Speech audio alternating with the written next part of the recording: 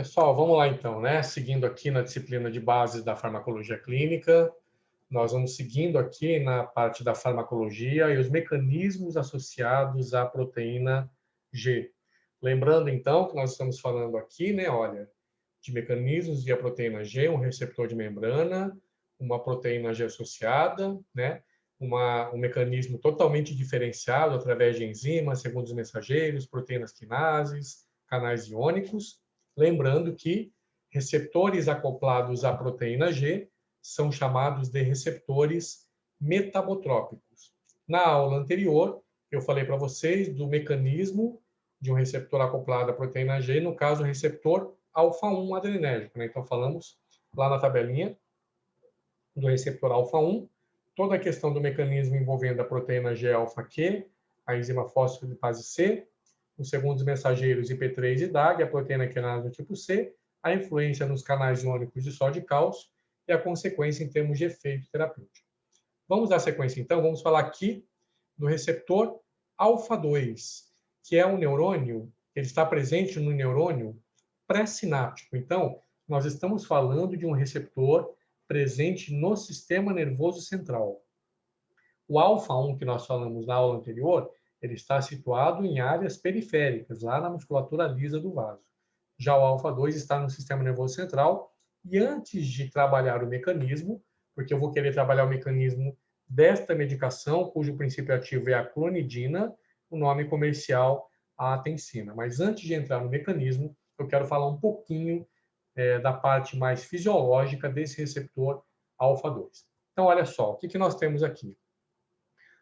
No sistema nervoso central, eu tenho aqui um neurônio pré-sináptico, está presente aqui. Então, neurônio pré-sináptico. E nós temos também um neurônio pós-sináptico, que está presente aqui. Então, neurônio pré-sináptico e neurônio pós-sináptico. A gente sabe que, do ponto de vista fisiológico, nós temos lá um aminoácido que vem da dieta, que é a tirosina. Essa tirosina nós consumimos pela via oral, passa pelo trato gastrointestinal, cai na corrente sanguínea e lá no sistema nervoso central encontra uma molécula que transporta essa tirosina para o sistema nervoso central. Essa tirosina, ela vai sofrer a ação da enzima tirosino hidroxilase, que é uma enzima que está presente lá no citoplasma do neurônio, e ela vai ser convertida a DOPA. Esta DOPA vai sofrer a ação da enzima DOPA descarboxilase, e essa DOPA, então, sob a ação desta enzima DOPA descarboxilase, será transformada em dopamina, que é um neurotransmissor. E essa dopamina, sob a ação da enzima dopamina beta hidroxilase, a dopamina, sob a ação da enzima dopamina beta hidroxilase, será convertida em noradrenalina. Esta noradrenalina adentra em vesícula armazenadora de NOR. Por que ela adentra em vesícula? Porque ela não quer ser degradada pela MAO, que é a enzima monoaminoxidase, que consegue degradar essa NOR que está fora de vesícula. Então, a noradrenalina adentra em vesícula para se proteger. E, de acordo com a nossa necessidade, esta noradrenalina será liberada por exocitose lá no citoplasma do neurônio e ela vai cair, então, lá no citoplasma do neurônio. E ela vai encontrar os receptores adrenérgicos pós-sinápticos. Ela acopla lá nesses receptores e ela vai promover, no caso aqui, uma sinapse de caráter excitatório. Então, uma sinapse excitatória aqui. A gente sabe também que esta noradrenalina será descarregada em direção a áreas periféricas e lá na periferia ela vai encontrar o receptor alfa-1, portanto, vai promover uma vasoconstrição. A gente sabe que a vasoconstrição eleva a resistência vascular periférica e eleva a pressão arterial. A gente sabe também que na periferia esta NOR vai acoplar-se ao receptor beta-1, promovendo elevação da força e elevação da frequência cardíaca, portanto, elevação do débito e, como consequência disso, uma elevação da pressão arterial. E a gente sabe também que esta noradrenalina em área periférica vai acoplar lá em receptor beta-2 nos rins, vai estimular o sistema renina-angiotensina-aldosterona, vai promover maior retenção hídrica, maior retenção de sódio e água, e isso vai trazer como consequência também uma elevação da PA. A gente sabe também que esta NOR vai acoplar em outros receptores beta-2 e cumprir outras respostas fisiológicas. Mas eu vou deixar mais o foco aqui nesses receptores que têm relação com elevação da pressão arterial, porque depois nós vamos voltar a falar da clonidina, que é a medicação que nós vamos trabalhar hoje. Então, sintetizamos a noradrenalina, armazenamos em vesícula e liberamos essa noradrenalina por exocitose. Ela vai, então, fazer uma sinapse de caráter excitatório e ela também será liberada em áreas periféricas, acoplando em receptores alfa e beta periféricos, e no caso da pressão, ela terá uma influência direta sobre alfa 1, beta 1 e beta 2 nos rins. Nós sabemos também que parte desta noradrenalina vai passar por este processo, que ela está aqui na fenda, para ela não perder aquilo que está sobrando ali. Ela vem e faz isso, e com o auxílio de uma molécula transportadora, ela retorna até o citoplasma neuronal. Então, a gente sabe que esse aqui é o chamado evento de recaptação neuronal de noradrenalina. E a gente sabe também que aqui no neurônio pré-sináptico existe ali um receptor alfa-2. Lembra lá na tabela que eu mostrei ali atrás que o receptor alfa-2 ele está presente no neurônio pré-sináptico e quem acopla sobre o alfa-2 é a noradrenalina, que é um agonista de alfa-2. Então eu terei aqui a própria noradrenalina acoplando como agonista total do receptor alfa-2. O que é um agonista total? É aquele que tem a afinidade ao receptor, por isso que ela se acopla e estimula o receptor, e ela tem uma eficácia máxima, uma eficácia mais 1. É o máximo de estímulo que ela pode gerar naquele receptor. Bom, o receptor alfa-2, ele é um receptor metabotrópico. Então, eu vou pegar esse alfa-2 aqui e vou colocar aqui. Ó. Aqui está, então, o receptor alfa-2. Eu sei que sobre o alfa-2, quem acopla ali é a noradrenalina como agonista total ou agonista pleno. Ou seja, uma afinidade ao receptor, por isso que se acopla, e uma eficácia mais 1. Eu sei também que aqui eu tenho a proteína G, que é aquele trímero. E no caso, se eu olhar aqui na tabela, a proteína G relacionada ao receptor alfa-2 é uma proteína G alfa-I. Então, alfa-2 sempre será a proteína G alfa-I. Alfa-I, lembrando, é uma proteína G de caráter inibitório.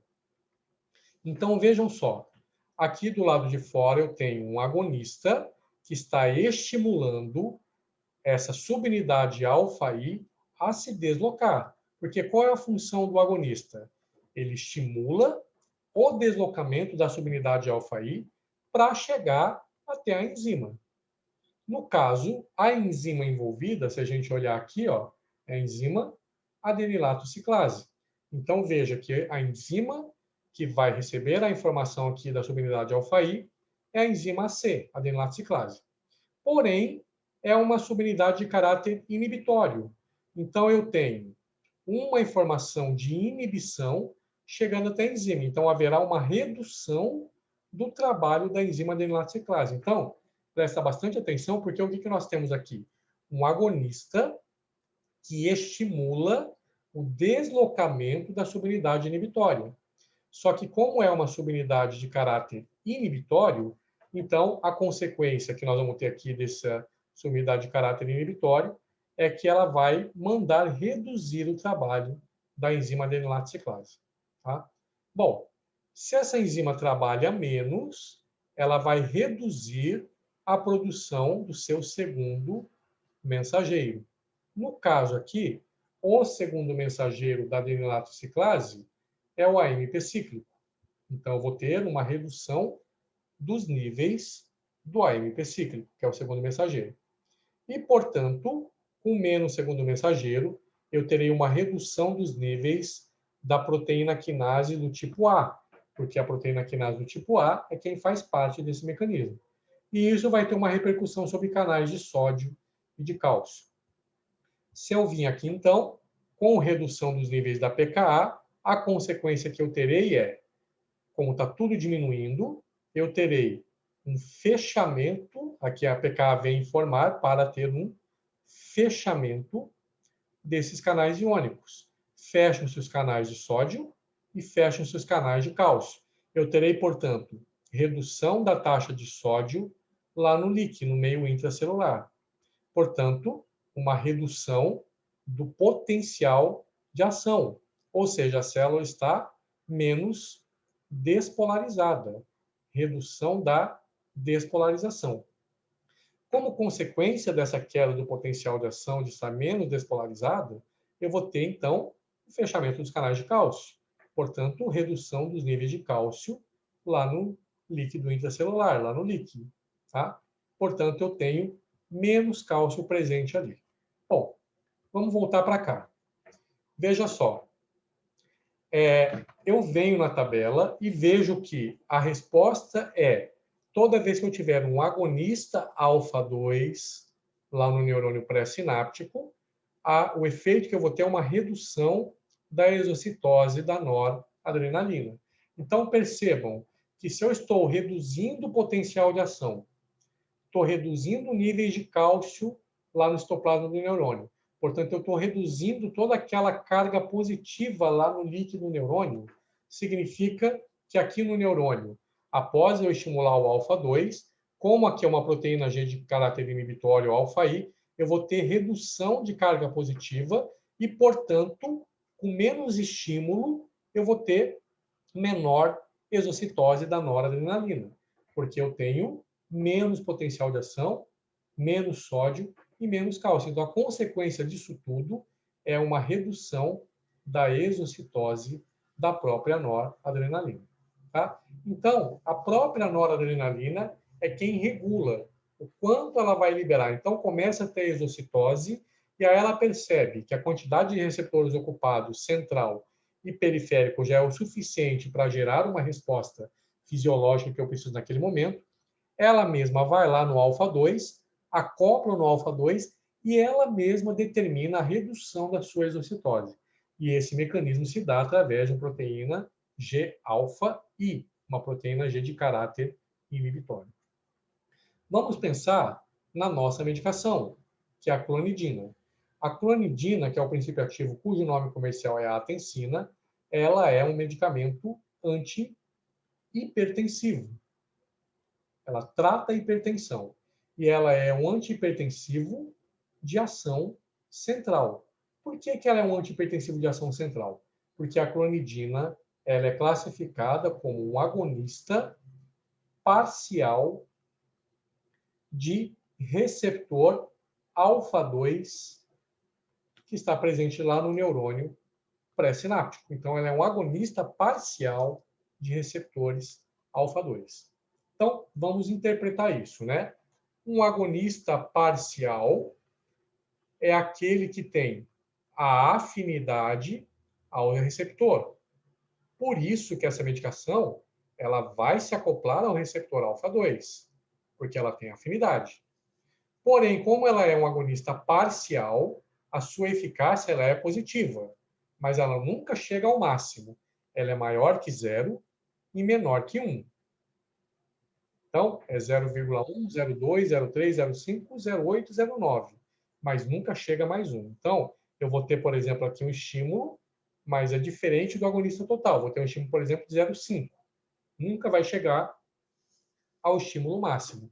E esse estímulo vem para a proteína G subunidade alfa-I. Então, apesar de ser um estímulo parcial, ela se desloca em direção à enzima. Porém, ela se desloca menos do que se fosse um agonista total.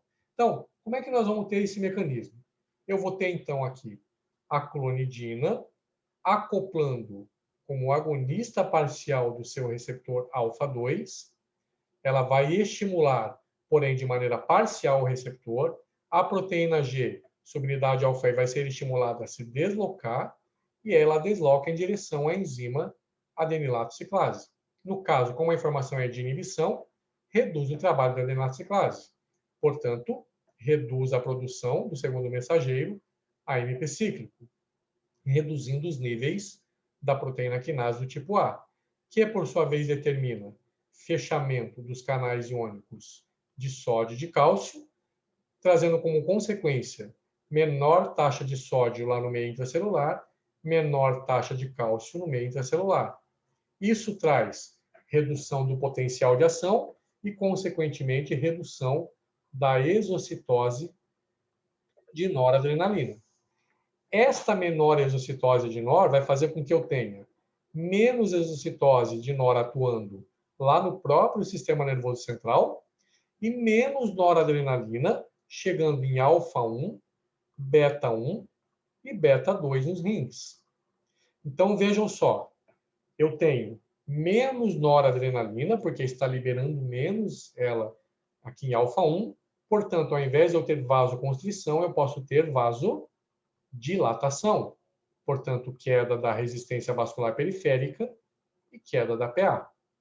Eu vou ter menos noradrenalina chegando em beta-1, portanto, redução do débito cardíaco, como consequente, queda da pressão. E menos noradrenalina chegando em beta-2 nos rins, menor ativação do sistema renina-angiotensina-aldosterona, menor retenção de sódio e de água e, portanto, maior excreção desses eletrólitos e queda da pressão arterial. Então, veja que nós temos, a clonidina ela não vai até alfa-1, beta-1 e beta-2, mas ela tem todo um mecanismo de ação central, portanto, ela tem esse mecanismo aqui para reduzir essa exocitose da NOR, e eu terei menos NOR aqui central, mas também menor taxa de noradrenalina, chegando até a área periférica, e, portanto, eu vou ter o efeito inverso do que eu tinha lá em alfa-1, beta-1 e beta-2, e, portanto, é por isso que eu digo que a clonidina é um antihipertensivo de ação central. Lembrando que, em momento nenhum, ela chegou até os receptores alfa e beta periféricos.